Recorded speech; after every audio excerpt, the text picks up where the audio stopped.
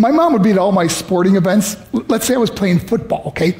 My mother would be on the sidelines, and if the play on the field started going one way, my mother would run along like, Mark, get him, get him. I'd be like, oh my gosh. I'd get in the huddle with the other guys. They go, Mark, is that your mother? I go, no, I never saw her before in my life. See, the greatest gift my mother ever gave me, she believed in me. I have overdosed on drugs on 3 occasions where I should have been dead. But I believe I was kept here for a reason. You show me your friends, I will show you your future. How do I know this? I hung out with losers, and I became the biggest loser of them all because I surround myself with them. My friends would drive me home at 2, 3, 4 in the morning. We'd be drunk and high, laughing in the car.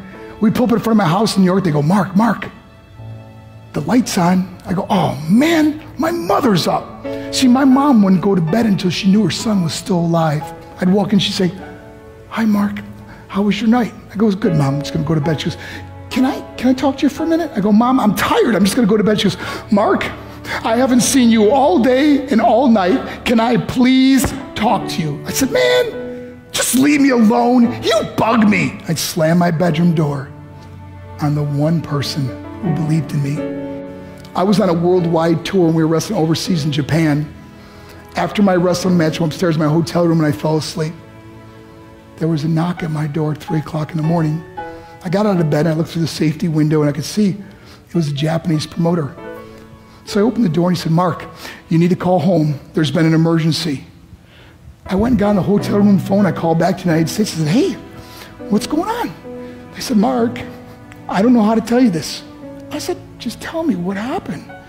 I suddenly started crying. They go, Mark, I can't tell you. I said, just say it. They said, Mark, your mother died. I just threw the phone down. I ran out of my hotel room. I took the elevator to the lobby, and when the doors opened up, I just ran out into the street. I mean, there was no cars, there was no people. It was 3 o'clock in the morning.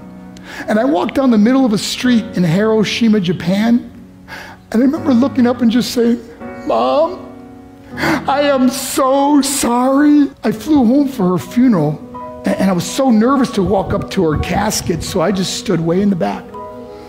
And I kept looking from a distance, and I kept thinking to myself, Mom, please wake up. Please get up. And then I finally got the nerve to walk up to her. And as I got closer, I could see my mom for the first time. I mean, she was so beautiful. She was dressed in white. I mean, she looked like an angel. And I just stood over and I said, Mom, you are my hero. Everything I am, everything I hope to be was because of you. You loved me so much. You gave me a life. You're the only one that ever believed in me. How did I repay her?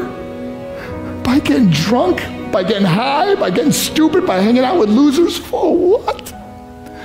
All she ever wanted to do was talk to me. I wish I could talk to you now, Mom. I wish you could see what I'm doing. Why couldn't I have been a better son? We are defined by our choices. But if you surround yourself with people involved in drugs and alcohol and pills, it's a dead end. I'm not here to preach to you. I'm here to tell you I lived that life. It leads to broken hearts, broken relationships, broken dreams, and death. For what? To get high? If you have a mother or a father, when you go home, tell them how much you love them. See, my whole life was about being rich and famous. I had to be a millionaire. I had to win the race. I had to win the race at the expense of my marriage, my family, my friends. For what? To be all alone in the world? I learned what is truly important, and that is how precious this gift of life is, and our families, and how quickly it can be taken away. See, I no longer live in time. I live in moments. See, it's not what's in your pocket that matters. It's what's in your heart that truly matters. Love. Love is just a word until somebody comes along and gives it meaning. You You're the meaning.